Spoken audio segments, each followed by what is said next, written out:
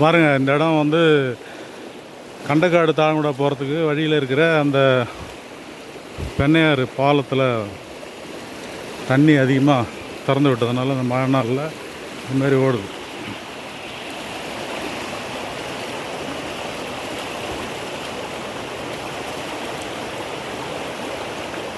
Sathanur dam திறந்து விட்டால் பெண்ணையாற்றுல வந்து அந்த தண்ணியெல்லாம் வந்து கடலில் கலக்கிற கடைசி இடம்தான் கண்டக்காடு தாழங்குடா இருக்கிற கடைமடை பகுதி, மூத்துவார பகுதி.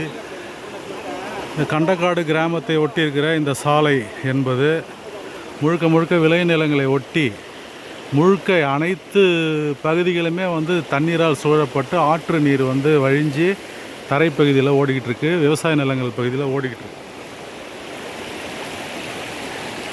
இதற்கு காரணம் அதிக அளவிலான ஒரே தண்ணீரை ஒரே நேரத்தில் சாத்தனூர் அணையிலிருந்து திறந்து விடுவதனால்தான் இது போன்ற ஒரு அசம்பாவிதங்கள் அவ்வப்போது ஏற்படுகின்றன. எனவே தண்ணீர் அங்கு நிரம்புகிறது என்று தெரிந்து விட்டாலே கடைமடை பகுதி வழியில் உள்ள பெண்ணையாறு பயணிக்கிற வழியில் உள்ள கிராமங்கள், ஊர்கள் பாதிப்படையாத அளவுக்கு நீங்கள் வந்து கொஞ்சம் கொஞ்சமாக அந்த தண்ணியை திறந்து விட்டுருந்தீங்கன்னா இவ்வளவு வந்து பாதிப்புகள் வந்து நிச்சயமாக ஏற்பட்டிருக்காது. அரசாங்கம் வந்து ஏன் நானும் 2 வருஷத்துக்கு முன்னாடி இதே மாதிரி ஒரு தடவை அலட்சியமாக செஞ்சு அது மாதிரி வந்தது.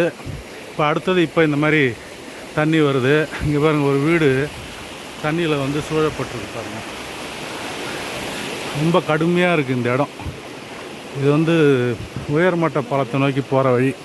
SNK ரவி, ஒருங்கிணைப்பாளர், கடலூர் மாநகர பொதுநல கூட்டமைப்பு.